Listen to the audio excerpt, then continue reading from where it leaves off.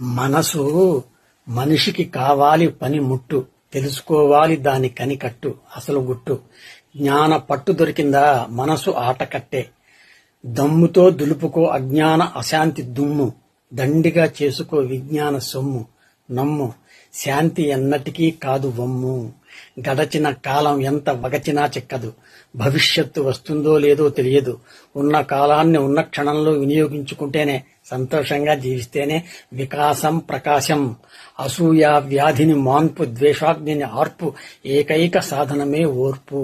మార్పును పొందేందుకు తీర్పునిచ్చే నేర్పే ఓర్పు. మనకు ఓదార్పునిచ్చేదే నిజమైన ఓర్పు, ఎవరికో ఓదార్పు కాదు.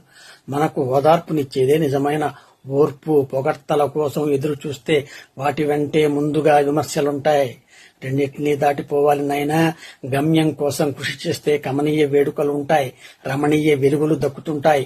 పరిస్థితులు మారినా ప్రవర్తన మారిపోకుండా చూసుకోవాలి. దుఃఖ కోపంలో కూరుపోకుండా వెలుగు దారిని చూస్తూ పోవాలి. ఆ మహాత్ములు పెద్దవాళ్లు అడుగులు వేసే ఉన్నారు, వాటిని చూసుకుంటూ పోవడమే, పాడు చేయకుండా. కాబట్టి వాతావరణ పరిస్థితుల్ని తనకు అనుగుణంగా ఉపయోగించుకుని సాధన చేయాలి, అంతరిక్షణ చేయాలి. కాబట్టి పచ్చని తోరణాలు కావాలి బ్రతుకుల్ని పాడు చేసుకోవడం సులభం, బాగు చేసుకోవడం అంత సులభం కాదు. జాగ్రత్త అంటున్నాడు.